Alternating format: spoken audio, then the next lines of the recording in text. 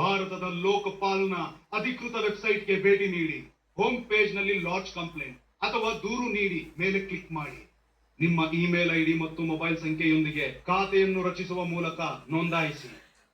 ನಿಮ್ಮ ವಿವರಗಳನ್ನು ನಮೂದಿಸುವ ಮೂಲಕ ಲಾಗಿನ್ ಮಾಡಿ ಮತ್ತು ನೀವು ಮಾಡಲು ಬಯಸುವ ದೂರಿನ ಪ್ರಕಾರವನ್ನು ಆಯ್ಕೆ ಮಾಡಿ. ಆನ್ಲೈನ್ ದೂರು ನಮೂನೆಯನ್ನು ಸರಿಯಾದ ಮಾಹಿತಿಯೊಂದಿಗೆ ಭರ್ತಿ ಮಾಡಿ.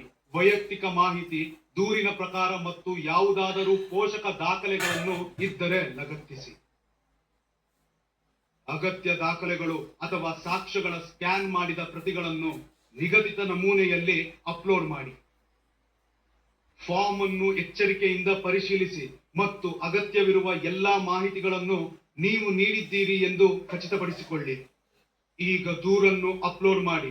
ಭವಿಷ್ಯದಲ್ಲಿ ನಿಮ್ಮ ದೂರನ್ನು ಟ್ರ್ಯಾಕ್ ಮಾಡಲು ಸ್ವೀಕೃತಿ ಮತ್ತು ಉಲ್ಲೇಖ ಸಂಖ್ಯೆಯನ್ನು ಗಮನಿಸಿ.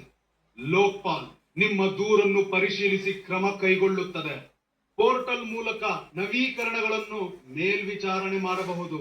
ದೂರುದಾರರ ಗುರುತನ್ನು ಗುಪ್ತವಾಗಿಡಲಾಗುತ್ತದೆ. ಪಾರದರ್ಶಕತೆ ಮತ್ತು ನ್ಯಾಯವನ್ನು ಖಚಿತಪಡಿಸಿಕೊಳ್ಳಲು ದೇಶದ ಆಡಳಿತದಲ್ಲಿ ಕೆಲಸ ಮಾಡಿದ ಅಥವಾ ಕೆಲಸ ಮಾಡುತ್ತಿರುವ ಅಧಿಕಾರಿಗಳ ವಿರುದ್ಧ ಭ್ರಷ್ಟಾಚಾರದ ದೂರುಗಳನ್ನು ಲೋಕ್ಪಾಲ್ ತನಿಖೆ ಮಾಡುತ್ತದೆ. ಲೋಕ್ಪಾಲದ ಅಧಿಕಾರ ವ್ಯಾಪ್ತಿ ಒಳಗೊಂಡಿದೆ. ಕೇಂದ್ರದಲ್ಲಿ ಅತ್ಯುನ್ನತ ಸ್ಥಾನದ ಮಂತ್ರಿ, ಸಂಸತ್ ಸದಸ್ಯ, ಕೇಂದ್ರ ಸರ್ಕಾರದ ಎ, ಬಿ, ಸಿ ಮತ್ತು ಡಿ ಗುಂಪುಗಳ ಅಧಿಕಾರಿಗಳು ಮತ್ತು ನೌಕರರು, ಸಂಸತ್ತಿನ ಯಾವುದೇ ಕಾಯ್ದೆ ಅಡಿಯಲ್ಲಿ ರಚಿಸಲಾದ ಯಾವುದೇ ಮಂಡಳಿ, ನಿಗಮ, ಪ್ರಾಧಿಕಾರ, ಕಂಪನಿ ಅಥವಾ ಸಮಾಜ, ಬಜೆಟ್ನ ಸಂಪೂರ್ಣ ಅಥವಾ ಭಾಗವು ಕೇಂದ್ರ ಸರ್ಕಾರದಿಂದ ಬರುತ್ತದೆ. ಲೋಕ್ಪಾಲ್ ಭ್ರಷ್ಟಾಚಾರ ಮುಕ್ತ ಭವಿಷ್ಯದತ್ತ ಭಾರತದ ಒಂದು ಹೆಜ್ಜೆ, ಏಕೆಂದರೆ ನ್ಯಾಯವು ನಿಮ್ಮ ಹಕ್ಕು ಆಗಿದೆ ಮತ್ತು ಹೊಣೆಗಾರಿಕೆ ಇದರ ಕೀಲಿ. ಹೆಚ್ಚು ಜನರ ಮನೆ, ಅಸಂಖ್ಯಾತ ಭಾಷೆಗಳು ಮತ್ತು ಸಂಸ್ಕೃತಿಗಳ ಸಂಗಮ, ಆಧುನಿಕತೆ ಮತ್ತು ಪರಂಪರೆ ಜೊತೆಗೆ ಸಾಗುವ ನಾಡು ಮತ್ತು ನ್ಯಾಯವು ಇಲ್ಲಿ ಪ್ರತಿಯೊಬ್ಬ ನಾಗರಿಕನ ಸಂವೈಧಾನಿಕ ಹಕ್ಕು. ಆದರೂ ಅನೇಕರಿಗೆ ನ್ಯಾಯ ಪಡೆಯುವುದು ಯಾವಾಗಲೂ ಸುಲಭವಲ್ಲ. ದೂರ, ಸೀಮಿತ ಸಂಪನ್ಮೂಲಗಳು ಮತ್ತು ಅರಿವಿನ ಕೊರತೆಯೇ ಕಾರಣ. ಎಲ್ಲರಿಗೂ ನ್ಯಾಯ, ಪ್ರತಿಯೊಬ್ಬ ನಾಗರಿಕರಿಗೂ ಉಜ್ವಲ ಭವಿಷ್ಯ. ದೇಶ ಸರಿಯಾದ ದಾರಿ ತೋರಿಸಿ ಸುಲಭ ಪರಿಹಾರಗಳನ್ನು ಖಚಿತಪಡಿಸುತ್ತದೆ. ದೇಶ ನ್ಯಾಯ ಲಭಿಸುವಂತೆ ಸಮಗ್ರ ನವೀನ ಪರಿಹಾರಗಳನ್ನು ರೂಪಿಸುತ್ತದೆ. ನ್ಯಾಯ ಪಡೆಯುವುದನ್ನು ಸುಲಭವಾಗಿಸಿ ಕೈಗೆಟಕುವಂತೆ ಮಾಡಿ ಅರ್ಥಗರ್ಭಿತ ಮತ್ತು ಸಮಾವೇಶಿತವಾಗಿಸುತ್ತದೆ. ದಿಶಾ ಭಾರತದಲ್ಲಿ ನ್ಯಾಯದ ಲಭ್ಯತೆಯನ್ನು ಬಲಪಡಿಸಲು ಸಮಗ್ರ, ಏಕೀಕೃತ ಮತ್ತು ತಂತ್ರಜ್ಞಾನ ಆಧಾರಿತ ಪರಿಹಾರವನ್ನು ಒದಗಿಸುವ ಗುರಿಯನ್ನು ಹೊಂದಿದೆ. ದಿಶಾ 3 ಮುಖ್ಯ ಘಟಕಗಳ ಮೂಲಕ ಕಾರ್ಯನಿರ್ವಹಿಸುತ್ತದೆ.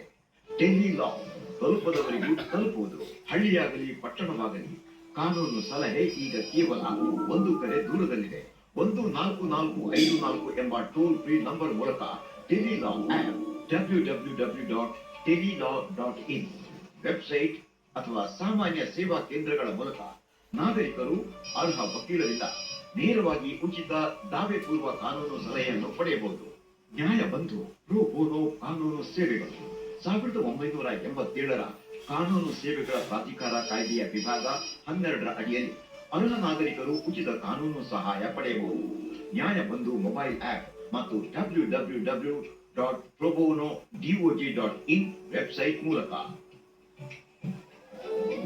ಕಾನೂನು ಸುರಕ್ಷತೆ ಮತ್ತು ಕಾನೂನು ಜಾಗೃತಿ ಕಾರ್ಯಕ್ರಮಗಳು ನಾಗರಿಕರಿಗೆ ಕಾನೂನು ಹಕ್ಕುಗಳ ಅರಿವು ನೀಡುವ ಮೂಲಕ ಅವರು ಮಾಹಿತಿಯುಕ್ತವಾಗಿ ನಿರ್ಧಾರಗಳನ್ನು ಕೈಗೊಳ್ಳಲು ಮತ್ತು ದೃಢವಾಗಿ ನಿಲ್ಲಲು ಸಹಾಯ ಮಾಡುತ್ತದೆ.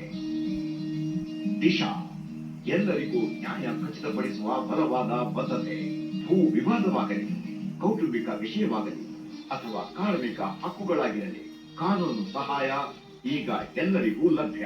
ಅರ್ಥಗರ್ಭಿತ, ಉಚಿತ ಮತ್ತು ಸಮಯಕ್ಕೆ ಸರಿಯಾಗಿ. माननीय श्री नरेंद्र मोदी जी के नेतृत्व में विकसित हो रहे भारत के सभी नागरिकों को न्याय तक पहुंच को सुनिश्चित करना न्याय विभाग की पहली प्राथमिकता है। भारतीय संविधान का आर्टिकल 39A आर्थिक भौगोलिक विषमताओं के कारण वंचित लोगों को न्याय तक पहुंच एवं निःशुल्क कानूनी सहायता प्रदान करने का प्रावधान करता है। दिशा स्कीम से लोगों के जीवन में महत्वपूर्ण बदलाव आया है। अब उन्हें शहरों में जाकर वकील खोजने की आवश्यकता नहीं है। डिजिटल माध्यम से वे स्थानीय स्तर पर ही विशेषज्ञ कानूनी सलाह प्राप्त कर सकते हैं। यह सबके लिए न्याय की दिशा में एक मजबूत कदम है। मैं सभी नागरिकों से अपील करता हूं कि वे अपने अधिकारों के प्रति जागरूक रहें और इन योजनाओं का लाभ उठाएं। न्याय आपका अधिकार है और न्याय विभाग भारत सरकार आपके साथ है। धन्यवाद।